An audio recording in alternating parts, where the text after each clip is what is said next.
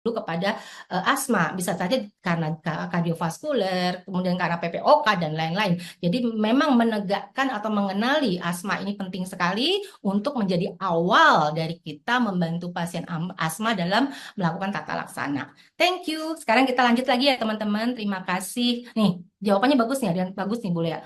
Dari Bapak Apoteker Opik. Tidak, Bu.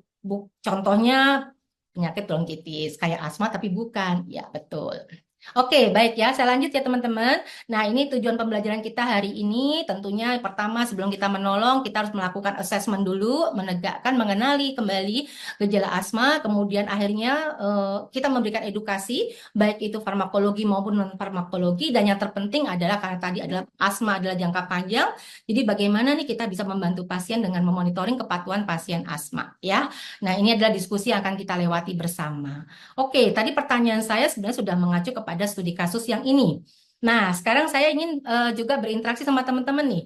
Kalau misalnya tadi ada pasien, tadi teman-teman udah bisa ngomong ya, oh kalau misalnya pasien itu asma itu gejalanya ada mengi gitu ya, ada sesak dan mungkin juga bisa ditegakkan dengan bertanya kepada pasien gitu ya, apakah Bapak pernah didiagnosis atau pernah ke dokter didiagnosis asma atau Bapak pernah memiliki riwayat asma dan seterusnya.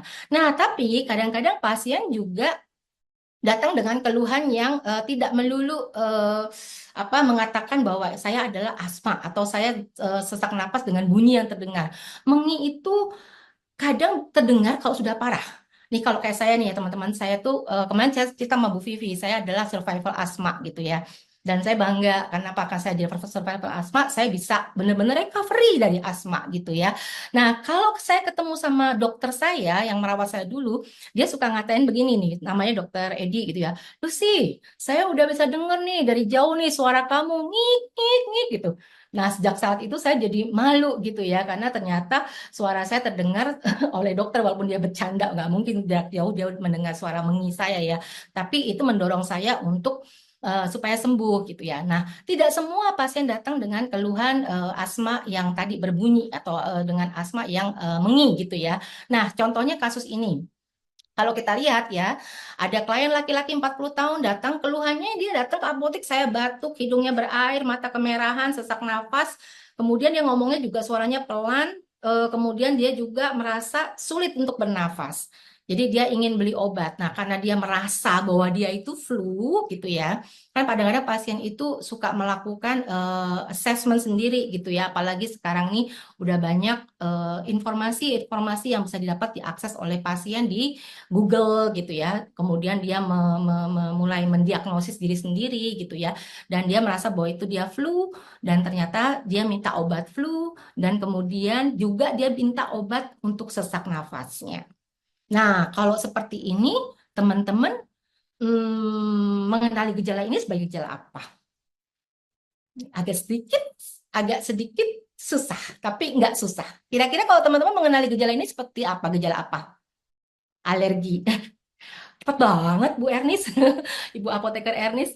Gejala alergi memicu asma. Oke, Ibu Apoteker Arini dia. Eh, Ibu Apoteker Cut Isna ini kalau dari Aceh ya Bu ya, asma alergi.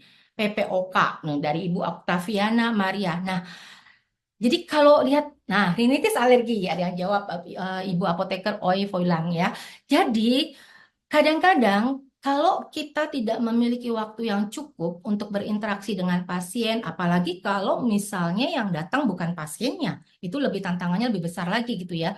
Kalau misalnya yang datang adalah pasiennya, tetapi dia menyampaikan gejala seperti yang mungkin menjadi prioritas keluhannya, dan kita tidak memiliki cukup waktu untuk melakukan assessment, kadang-kadang kita akhirnya menjadi salah dalam memberikan rekomendasi terapi. Nah, gimana cara menghadapi atau cara menggali informasi terkait dengan kasus pasien? Setiap swamedikasi punya algoritma masing-masing ya, tapi secara umum bisa kita menggunakan misalnya dengan menanyakan kepada pasien. Misal contoh, tadi kan pasien mengatakan bahwa dia ada batuk, ada hidung berair, ada mata, tadi benar tuh, mungkin gejalanya sampai rintitis alergi. Dan teman-teman ingat, hampir sebagian besar pasien rintitis alergi biasanya disertai dengan asma. Ya, asma juga rintitis alergi. Jadi ini adalah hal yang perlu kita identifikasi lebih lanjut. Jadi kita tanya kepada pasiennya, Pak, gejalanya ini intermittent atau persisten? Apakah muncul karena ada pemicu atau karena muncul terus-menerus gitu ya, menahun. Terus kemudian tanyakan kembali kira-kira kalau munculnya karena ada pemicu, biasanya pemicunya itu apa ya, Pak?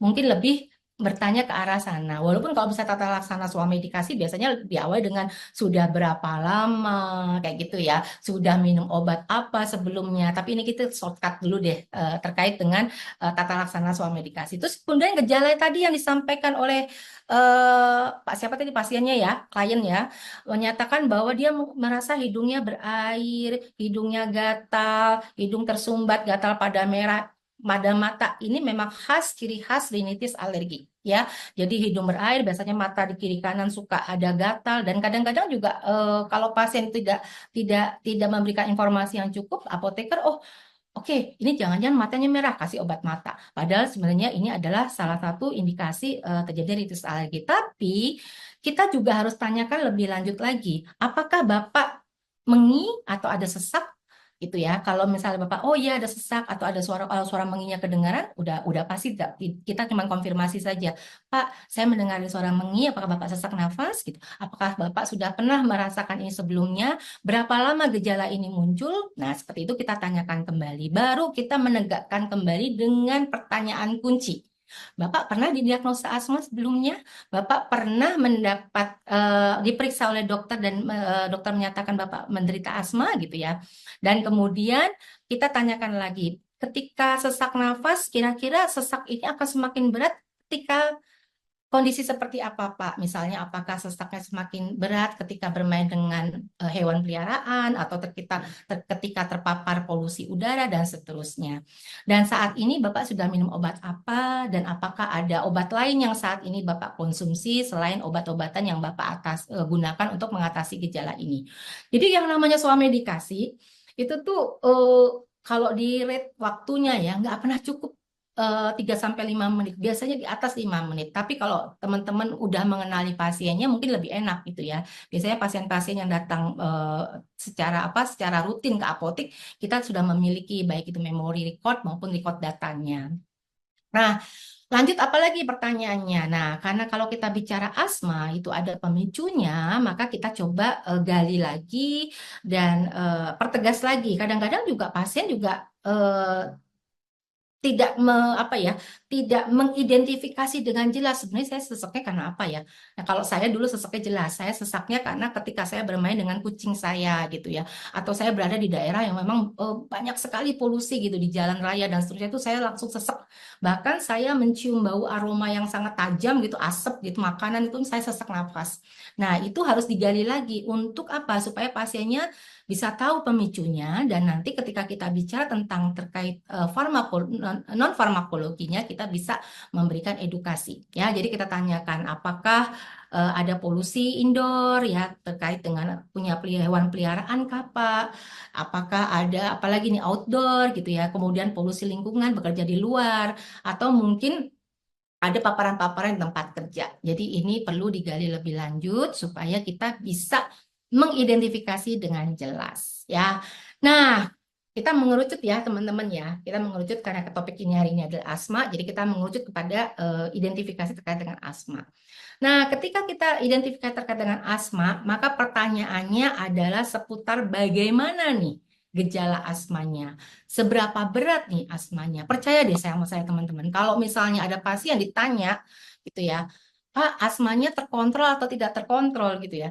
Kadang-kadang versi pasien dengan versi kita sebagai apoteker atau tenaga kesehatan itu suka berbeda. Kalau dijawab, oh saya terkontrol dengan baik gitu ya. Nah, terkontrol dengan baik itu definisinya apa? Harus sama-sama disepakati oleh pasien. Pak, kalau yang dikatakan terkontrol, artinya selama 4 minggu terakhir, Bapak tidak mengalami gejala asma di siang hari lebih dari 2 kali seminggu. Nah, saat ini gejala asma yang dirasakan di siang hari, apakah lebih dari 2 kali seminggu, Pak? Tanya tuh, dalam 4 minggu, berarti kan sebulan ya. Mudah-mudahan pasien nggak lupa. Biasanya sih kalau asma itu nggak lupa sih. Apakah Bapak pernah terbangun di malam hari karena asma, Pak? Kalau jawabannya, oh iya pernah berapa kali ya? Lebih dari 2 kali, Pak. Oh iya, lebih dari 2 kali. Berarti dijawab nih, di 3, 4. Udah satu nih poinnya tidak terkontrol ya.